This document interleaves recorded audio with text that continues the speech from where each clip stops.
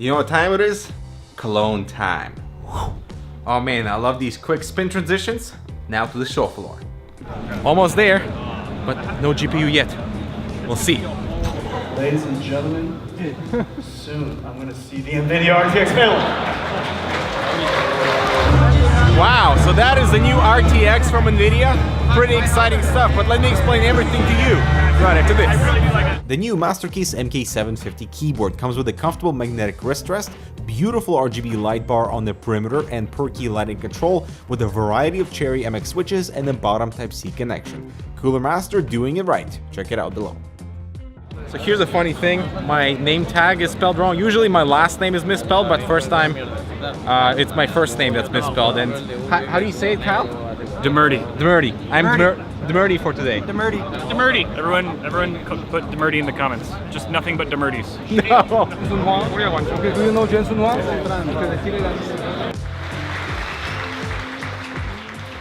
Guten Tag, Gamescom! Welcome! Oh my good people, wow. So the new RTX series has finally launched. We have pretty much, the basic information out of it, and I can guarantee the new RTX 20 series are definitely the cards for the future. And so we have the RTX 2070, the 2080, and the 2080 Ti. They're supposed to be on the shelf on September 20th, but only for the 2080 and the 2080 Ti, because the RTX 2070, while everyone is excited about the GPU, is not yet available. Pre-orders are not up, and no board partners are selling that card just yet as well. So we'll have to wait and see when that comes out, potentially sometime in October. Now the pricing for the new 20 series cards is kind of variable. So the Founders Edition are more expensive versus like slightly lower clocked reference editions from board partners are going for about $50 cheaper, which is the example with the RTX 2080. So the Founders Edition is $799 versus EVGA is selling them for $750, or the pre-orders are going out, but you also have the $850 versions, so it all depends on the clocks. The RTX 2080 Ti, for example, goes for $1,200 for the Founders Edition, and again $50 cheaper for the custom board partner EVGA version, but you also have a $50 extra premium on top of their higher clocks cards, while the RTX 2070 is starting from $499, which is a super attractive price point for the new 20 series GPUs, but the Founders Edition is $599, and you cannot pre-order that just yet, but still you can see there is that price fluctuation between Founders Edition and reference cards. Now for the basic specifications, the RTX 2070 is running 2304 CUDA cores at 1620 MHz on the boost with 8 GB of GDDR6 memory. The RTX 2080 has 2944 CUDA cores with 1710 MHz on the boost and 8 GB of GDDR6 memory. And the RTX 2080 Ti is kind of insane at 4352 CUDA cores, 1545 on the megahertz on the boost, and 11 GB of GDDR6 memory.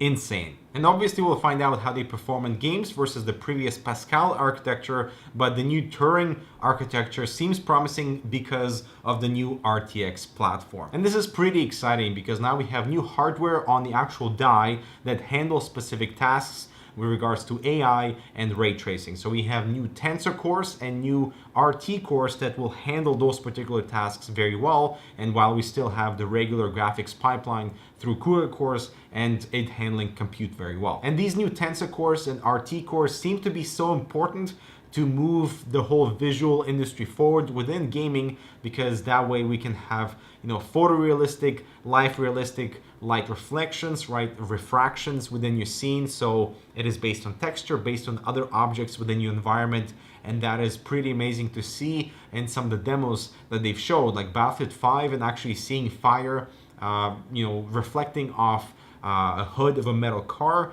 and then seeing that in Windows and seeing how all those scenes interact within each other to give you like a really beautiful and visually stimulated gameplay. It was truly stunning to see something like that, especially when we have RTX on and off, that visual representation on what exactly RTX gives us in terms of that visual advantage. It's not there to give us any indication for better competitive advantage in the game, but it's all about that visual experience. So it is I would say, highly subjective. And that brings up an important concern because these Tensor cores and RT cores occupy physical space on the die. So what happens if they're not being used by the application? And so Nvidia is trying to give developers that hardware to handle AI and ray tracing tasks.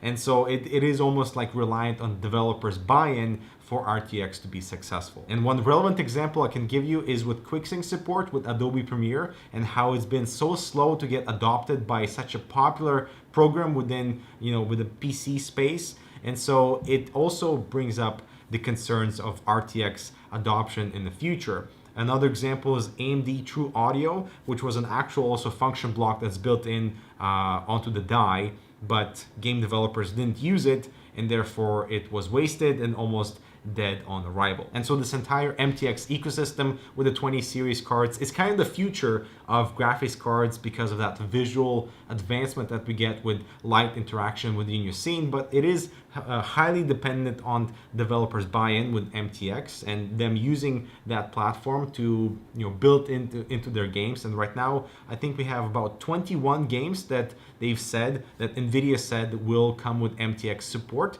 which is great to see.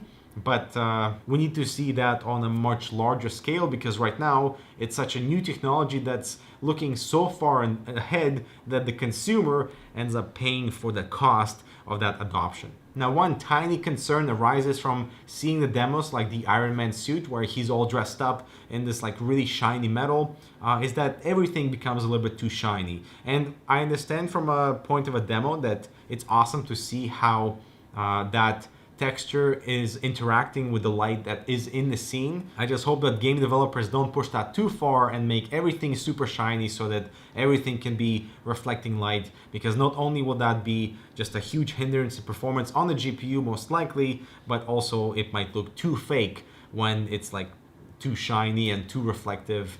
So we'll see. And so this entire 20 series launch is pretty exciting because RTX is the future of gaming visuals. I think, ray tracing, incorporating like that proper light interaction between textures, materials, and other light sources within your scene, that is awesome. But Nvidia relies heavily on the future games to push RTX and not what is available now, and that's understandable. And so my question to you is, do you think that additional price premium, especially for the RTX 2080 Ti for $500 more versus the GTX 1080 Ti, is worth it to you right now? Because there is nothing on the market that has RTX support just yet, so you kind of have to buy into the architecture and this whole ecosystem with the expectation of RTX enabled applications to come later. A few more things I'd like to mention is the whole GDDR6 memory. So it's faster, much higher bandwidth for that. Plus we have the new NVLink support. So I think if you're doing SLI, then you're combining the entire memory pool, not just halving it. And we also have the virtual link, so the Type-C connection at the back of the card for future VR applications. And I'm guessing because we have the new Tensor cores and our RT cores for VR applications, that's going to be just killer quality and super performance. And yeah, overall, I think they're preparing to go into direction where the industry is just about to turn, and it seems like Nvidia is there first. I also would love to hear what you think about the new shroud design for the Founders Edition. Dual fans, kind of like that flat section in the center, illuminated logo, of course, and that backplate. But now, because we have two fans, the back side of the card is closed, so the air will be exhausted through the top of the card where the GeForce text is located with the RTX. So it looks okay, but yeah, let us know what you think. All right, guys, so that is the RTX 20 series from Nvidia. Pretty exciting stuff, and we'll just have to wait and see how those new Tensor and RT cores are utilized and how they are wasted outside of this whole RTX arena in regular games that don't utilize that stuff. But you'll have to wait and see. So make sure to subscribe, check out this other relevant content, and we'll see you in the next video.